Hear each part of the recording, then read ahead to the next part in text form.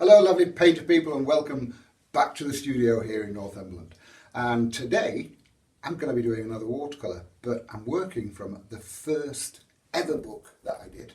And this printing is in the year 2000, but the first printing was about 5 years before that. So it's about 25 years old, this book. And The Art of Watercolour. It's a little floppy back book. And it still sells all over the country. But it was never done worldwide. So lots of you lovely people out there that are in the States, where we send a lot of stuff out to, have probably never even seen this book. I'll show you just how old it is. The photograph of the author in the back, I think, is hilarious. Look at that. That's me.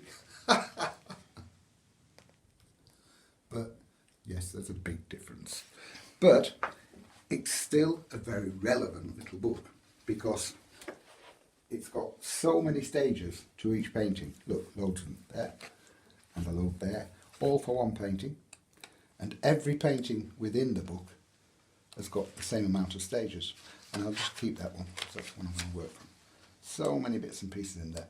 Bits and pieces, full-blown projects all the way through. Very, very useful little book, especially if you're new to watercolours. That one is actually on the cover. The Daler-Rowney, it's all Daler-Rowney equipment in here, which is Daler-Rowney that I use now. Some of the brushes are slightly different. The same sizes, but in those days I used to use Daler because they didn't have Aquafine brushes. These days it's all Aquafine. 1.5 inch flat, a 3/4 inch flat, a number 8 round, and a number 4 rigger. And those are all the brushes I use. 4 brushes, that's it. Likewise with the colours, I only ever use 8 colours. And the colours that I'm using, again, are Aquafine paints. Got some here in my pocket. There you go. Aquafine paints. They're about £1 a tube. It's for nothing, but it's really good quality. It's students' quality paint, but it's really deep, luscious colours. They are lovely colours. And if you're just starting out, good place to go. All of this stuff is on my website. The paper I'm using is called the Langton Rough. There it is. It comes in various sizes. There's a smaller one than that as well, half the size. Really good paper. You don't ever need to pre-stretch or mess about with it. Good quality paper. It's only £140 weight. But like I say, I never pre-stretch or mess about. Chop a sheet in half, tape it to the board, because I have really big sheets. Langton Rough, fabulous paper. The other good thing about that is there's no wrong side to paint on. You can paint on either side because it's internally sized. That means both sides are right to paint on. Like I said, the painting I'm going to do with this one, I'll tell you a little story about it. I'm doing a lot of talking before I start painting today for some reason. I'm obviously feeling quite gobby. That one, there. This one. I'm going to change it a little bit. I won't have the telegraph post and I'll make it easier for you. The original of this one is actually a place called Elsdon on top of Alnwick Moor here in Northumberland where I live. And a true story about this, years ago when I was starting out, in England, I don't know if you have it abroad, there's a soap called Emmerdale. It's about farming and all that kind of stuff. And the main storyline for 2 episodes was a guy called Eric Pollard, who was a dodgy antiques dealer, bought a big old master painting by someone called Nathan Summers and sold it on a massive profit, did people out of money. That was the main storyline for 2 episodes. There was no such person as Nathan Summers, it was me, but I had to sign it Nathan Summers. That was the original one of that. So I'm going to do that painting for you today. And here we go. It's a very simple outline.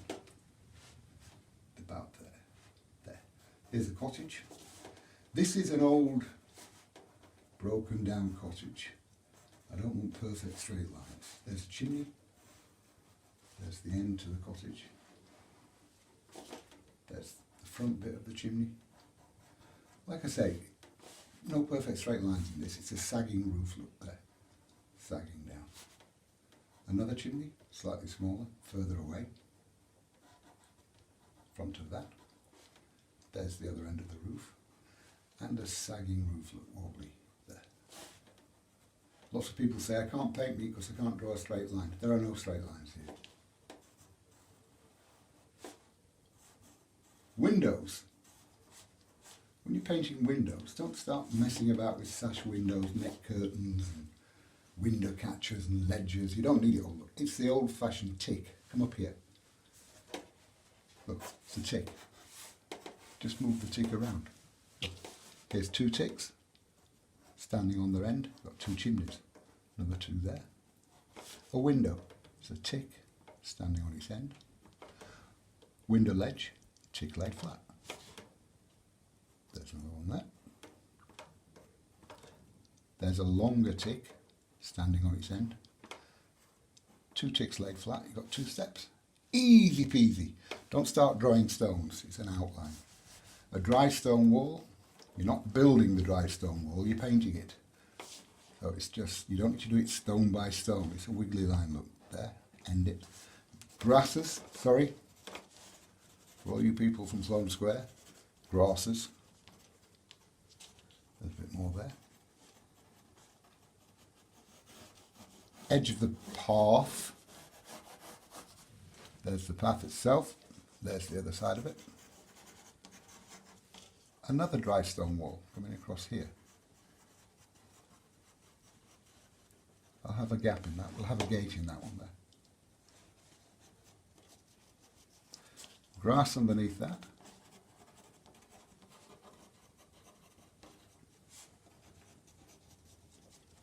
Now, in the distance, there are a couple of distant hills there. Lots of people say, what kind of pencil do you use? Normally I use IKEA, but today it's Screwfix. Any old pencil I can get for nothing, basically. There's another hill. Here's a middle distance hill, like so, and there's the path going off into the distance.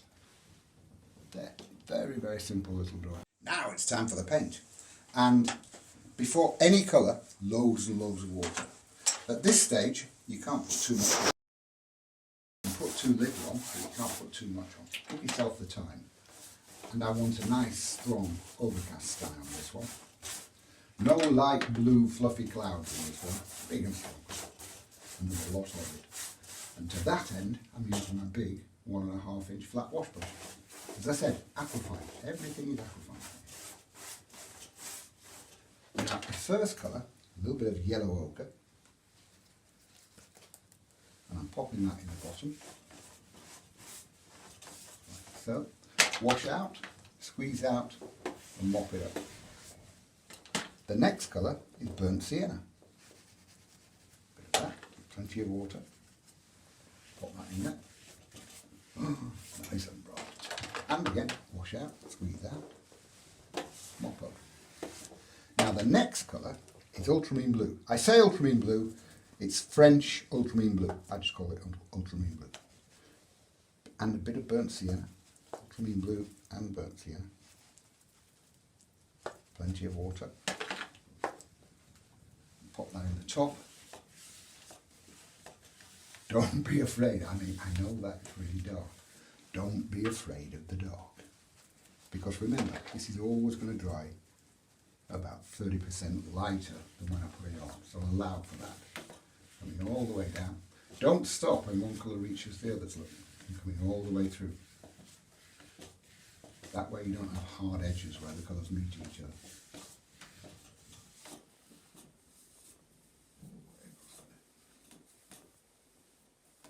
And again, wash out, squeeze out, and mop up. That's the mantra for today. Wash out, squeeze out, mop up.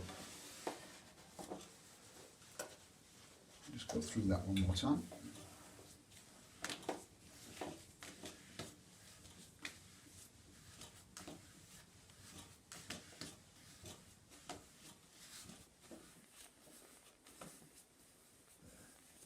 Now again, ultramarine blue and burnt sienna. This time even stronger and darker and less water into it. Ultramarine blue, burnt sienna. Don't want too much water in this. I want a couple of bits coming out here.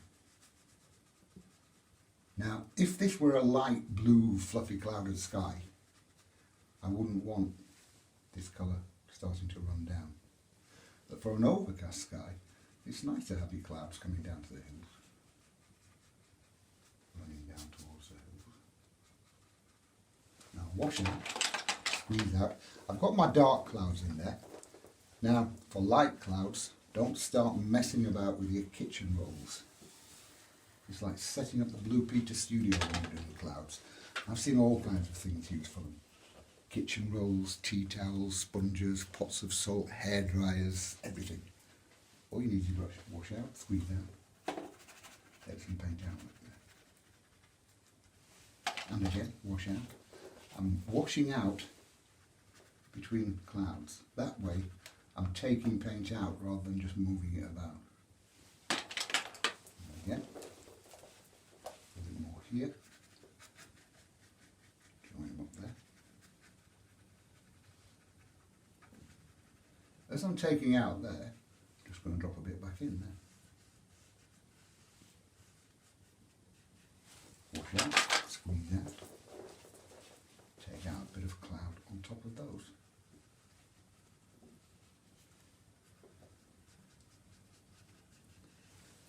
How simple is that?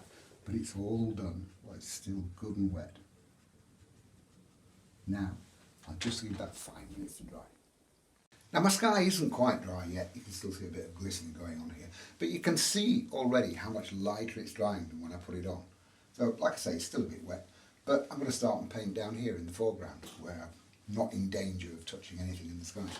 And so I've changed my 3/4 inch flat wash brush this time, again Aquafine. Incidentally, these I also use for my acrylic paintings, the same set, and they're a real mess, but they'll stand a lot of abuse. These are about 2 years old, well over 2 years old, this same set, and they're used for both mediums. Now I'm going to start off with a little bit of yellow ochre, plenty of water into this, and in the path, I want to get some light onto this. So I'm going to stroke over lightly with yellow ochre, and because the surface of the paper is a little bit rough, I've got little bits of white sparkly paper showing through, capture light on the path. Now afterwards, towards the end, I'll go over that with some darker colour as well.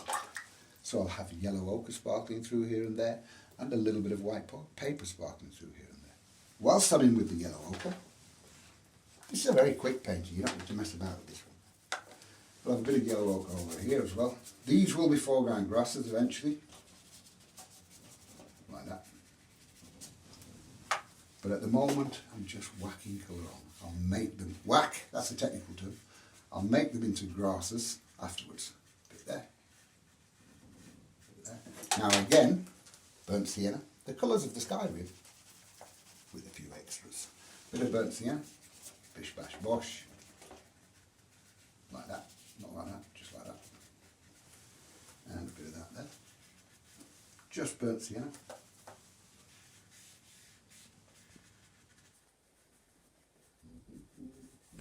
I'm humming, that's dangerous.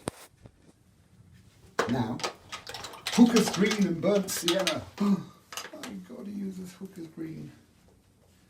But never use Hooker's Green by itself. It's totally unnatural by itself. As a mixer, however, it's a fabulous colour. Best one in your box. You can make every green you need from Hooker's Green, and just about every other colour you've got, one, sometimes two at a time. That one is Hooker's Green and burnt sienna. Now, you get that in there. So as I said, never use it by itself.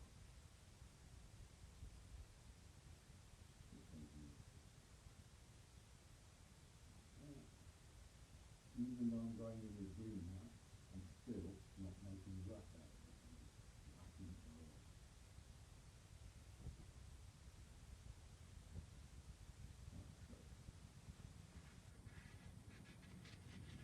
Whilst I'm in with that green, I'm just going to fill the middle distance here and there. Pop that on there. Carefully around my dry stone wall. Bit of that.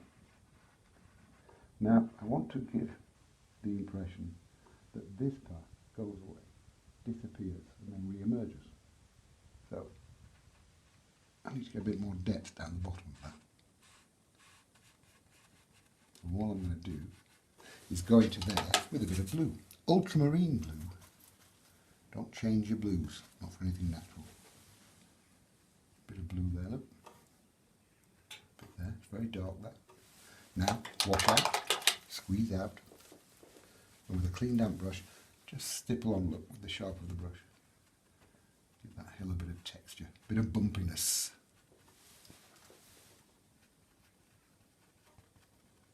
Stippling.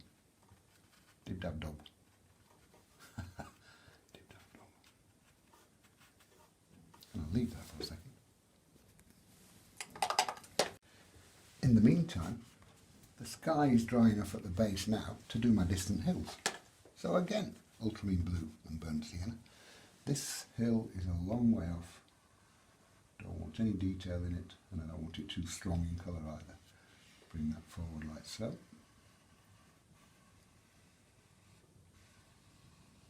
I don't want detail in it, but likewise, I don't want it lying flat either. So, just with my brush again, squeeze it out. Take a little bit of paint out. Give it a little bit of shape.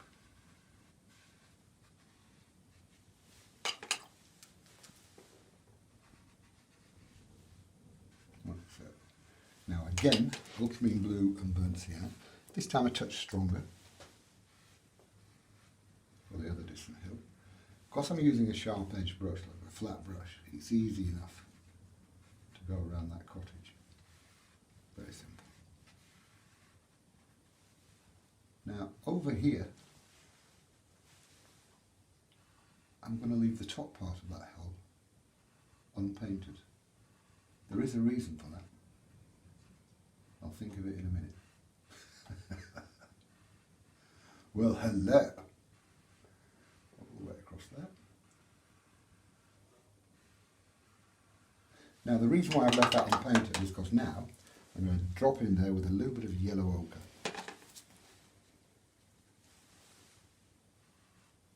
And that sticks out like a sore thumb all the way across. Sticks out like a sore thumb until, that is, like I took light out of that one. If I do the same here,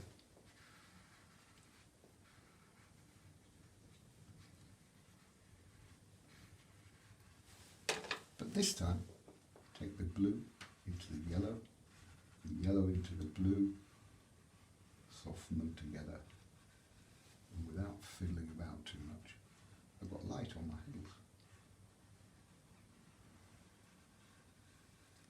Down in between the gate.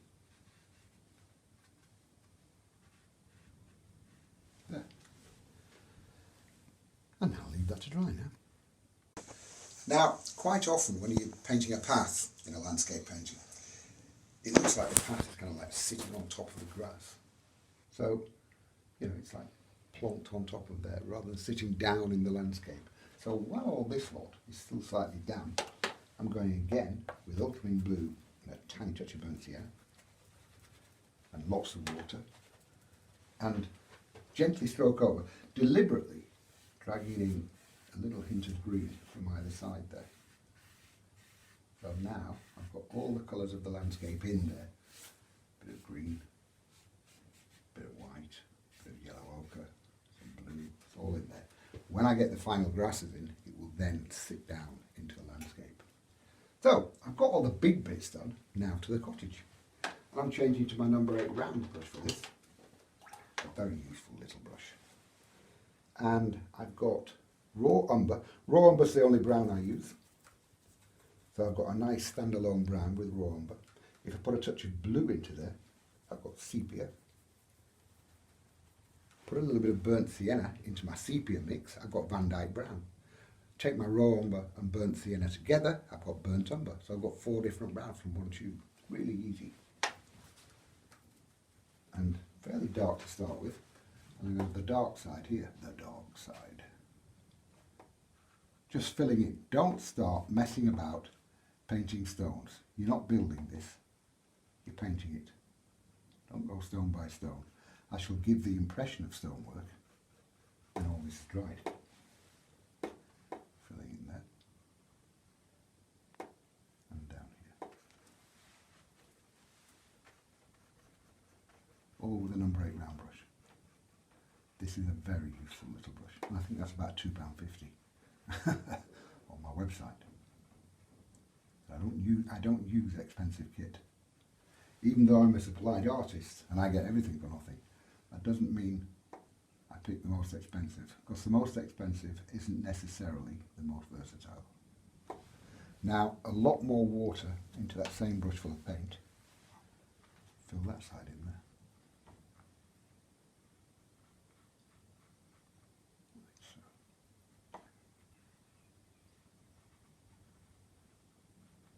And a little bit in the front of the chimneys, there. I've got a light side for those as well. And actually, I want to take a little bit more out of that. So I'm going to paint out. Now, if I'm up on the moors, up here, and I've got a dry stone wall next to a stone cottage, it's going to be the same colour. It's going to be the same stone. So keep the colour system the same. A little bit of blue into my raw umber. Excuse me. And just fill in. Simple strokes. I'll give the impression of stonework on this later as well. But you notice what I'm doing? Just leaving a tiny touch of white paper showing through on the top, here and there. Just get a little bit of light on that. And the same here. Bit of white on the top. Fairly haphazardly. And over to this side here.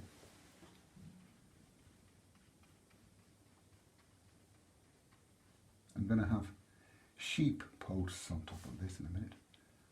Up on the moors, there's like sticks on top of dry stone walls with wire mesh in between them to stop the sheep jumping the walls. I'm not bothered about the wire mesh, but the posts, however, are a brilliant aid to recession. Take you further into the picture. Filling in that, and then that wall disappears over the edge of the path there. I'm moving around this painting while one bit's drying a little bit, paint somewhere else. Back to the roof here. Again, ultramarine blue and burnt sienna. Obviously it has to be a lot darker than the hills behind it, otherwise I would lose the roof against the hills. Bit there. I'm bringing out here. Again, there's a wobbly base to that. A bit like me, it's getting wobbly in its old age. Now, back to this side. Again, that raw umber mix and blue, but this time I touch a burnt sienna into it as well. A bit more blue. And all I'm doing now is give the effect of stonework. So with the sharp edge excuse me, of that flat brush, I'm just dabbing on them.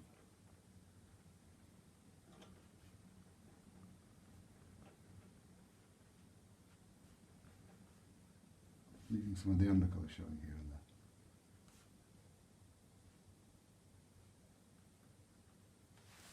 there. Now wash it out, squeeze out, clean damp brush, same process, tapping on, and just softening it here and there.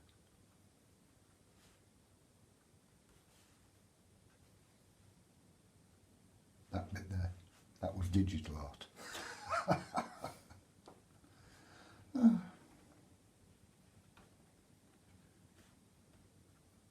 And now I'll leave that there. Now, still with the cottage, I can change it to my rigger brush for one. Number 4 rigger, lovely little brush, that one. Ultramarine blue and burnt sienna as a black. Don't use manufactured black, always make your black. Manufactured black is dead and flat and boring. And I'm just going to fill in the few bits of detail that I have got on there. There's one chimney. There's another one. Another two there. The windows. Window ledge.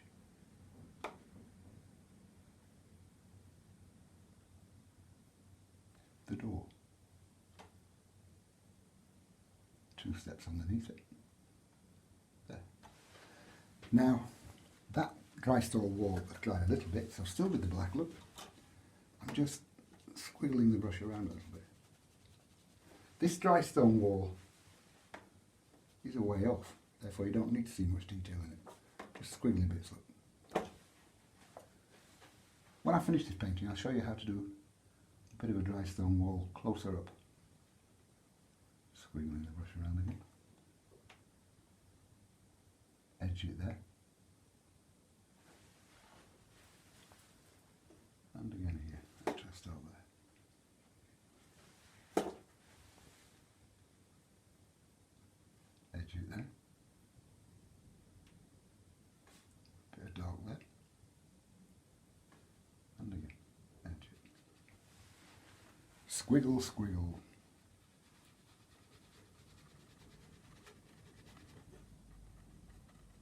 All I'm doing is just roughing it up a bit, so it's not flat.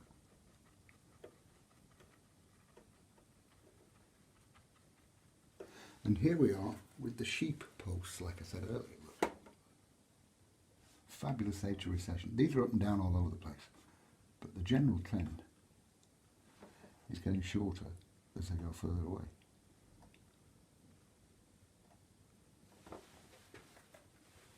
And again here.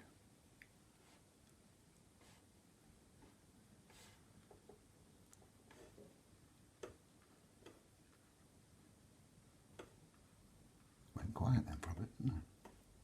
Some change. For me to shut up. They disappear, getting shorter there, look. Now, on top of that wall, we want some coping stones. So still with the black, but just diagonal stones, look, strokes, look, like so.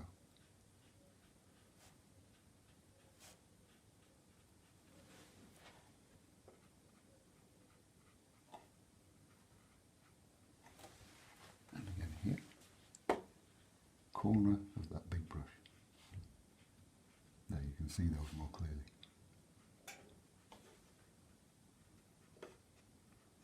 Now a gate there.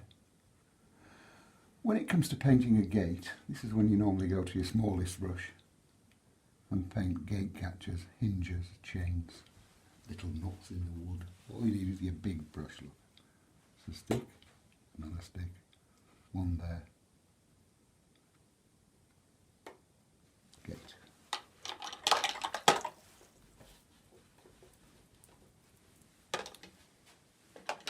And finally, still with the black, where the roof meets the building, I want a good hard dark shadow line then, all the way across there. Now, with a clean damp brush, soften that down a little bit. That's my number 8 round brush. That really makes that roof sit down on the building now. Now, that path in the distance there, I can't leave it white because it sticks out like a sore thumb. But also if you paint it a distinct colour, you're probably going to lose it at that kind of distance. So this is a new colour. It's called Muck Off Smock. Just with a clean, just with a dirty, damp brush. I'm just stroking it across it. Now it's not bright white, it doesn't stick out too much. Now it's time for the final grasses and to finish this painting off. I need my green good and strong and dark. There's going to be 2 different mixes going into this. There's the green and then there's a blue mix as well. Plenty of burnt sienna into my green. There. Now, obviously before now, I've just spent time bashing colour on. Now I need to make that up into proper, dark, strong moorland grasses. So obviously I need to paint it more carefully. You didn't believe me, did you? But that, now with the side of the brush, tap it on up.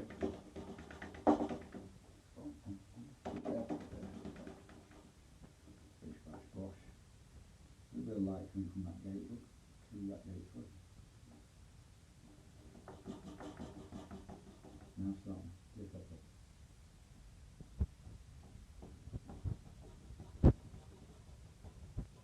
But now you see I've got a little bit of burnt sienna showing through there.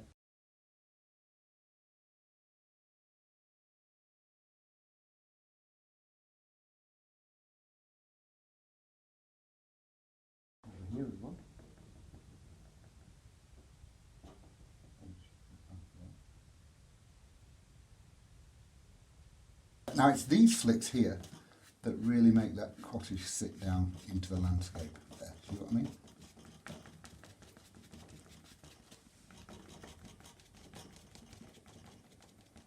Flick up there. Now back into Ultramarine Blue and Burnt Sienna. Heavier on the blue, it's not black. Nice dark rich blue. I don't need to go all the way back with that.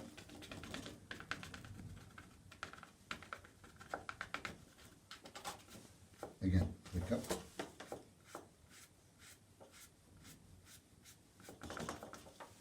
And nice and dark down here, around the corner. And again, those flicks that really make that cottage sit down.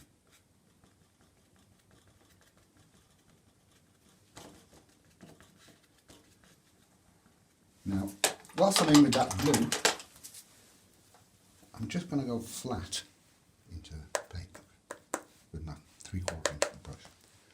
And just with flat strokes, have a little bit more texture into your stuff there. And again, wash out, squeeze down. Do the same with a clean down.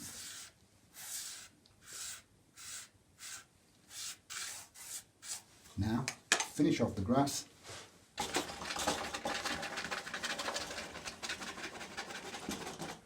I was once doing a show and this guy piped up and said, which way are you flicking? Are you flicking upwards or are you flicking downwards?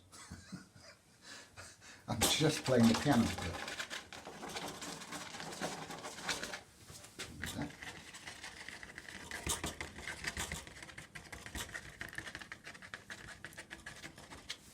Now, back to my rigger brush to finish that one off. And still with a little bit of black.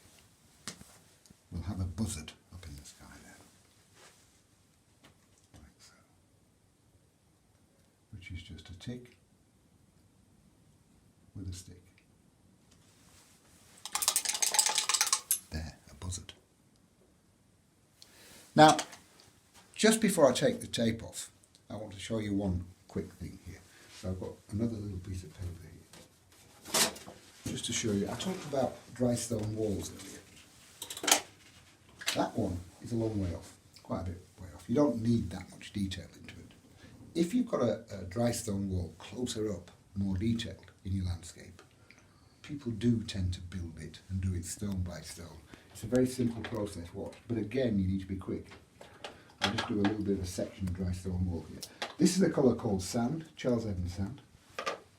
A very, very useful colour. If you haven't got it, get yourself some. It's good as a layering colour. You put that down, mix other colours on top, leave this shining through. It's also good as a lightener. Put that into any colour you've got and it'll lighten it without muddying it as white does. Flesh tone, you know, flesh tone is really difficult to mix. Sand and light red, you've got a lovely flesh tone. Stonework, it's good for stonework. I'm going to use it here for stonework. It's such a useful colour. So there's a little bit of sand there. Just splash that on. It's just a section of a dry stone. It's also good for painting beaches. Now I've got a little bit of blue and brown on.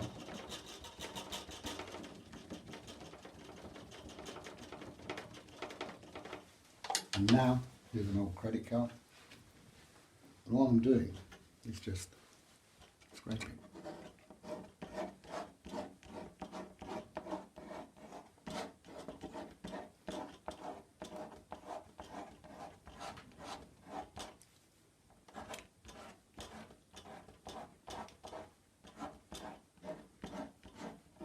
Coping stones on the top.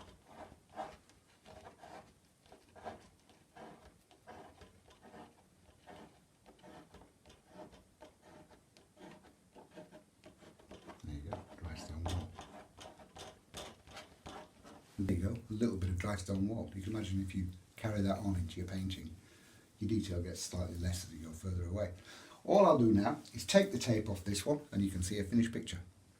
And there you go, finished painting of Elsdon Moor, or an old sheep shearer's cottage up on Elston Moor, commonly known as the Nathan Summers Emmerdale picture. Notice the paper.